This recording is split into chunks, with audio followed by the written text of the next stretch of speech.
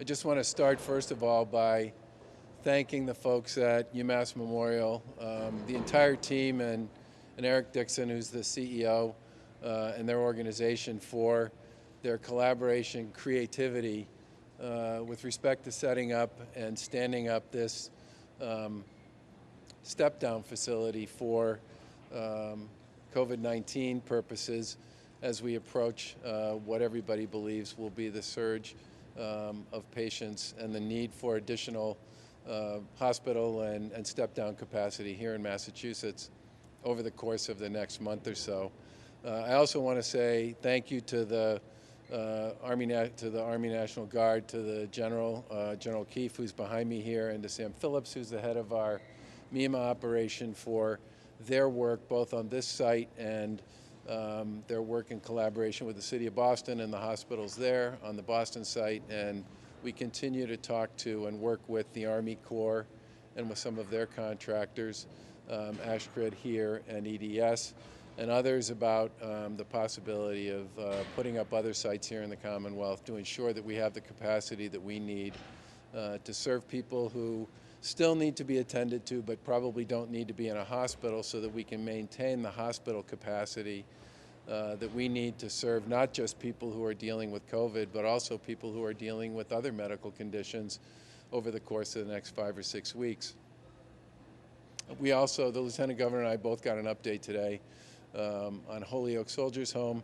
Val Liptak and the team there have gotten a ton of support from the Guard and from others as they continue to do everything they possibly can to make sure that the people who are there are tested and that the operation is safe. At this point in time, I think all of the residents have been tested, and they are now in the process of making sure that the entire staff gets tested.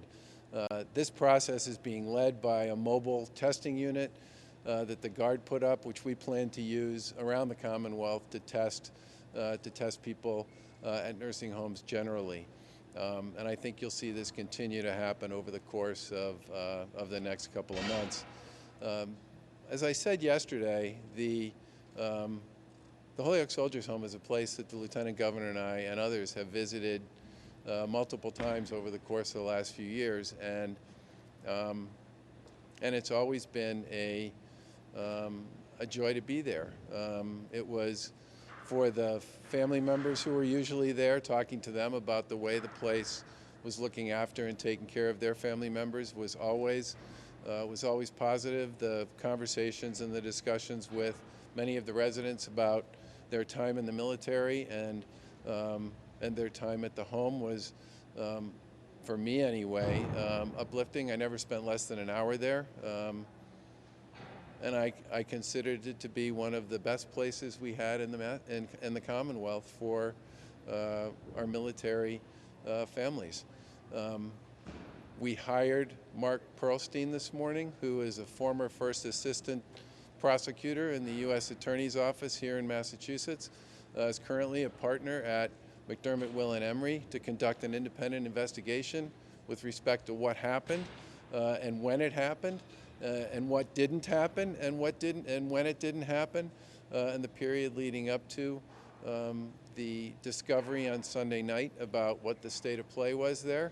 And we are going to make sure Mark and his team have access to all the services and all the people that they need access to get to the bottom of what took place. And the final thing I just want to say is I want to give a big shout out to Val. She's an incredibly talented and credentialed medical professional.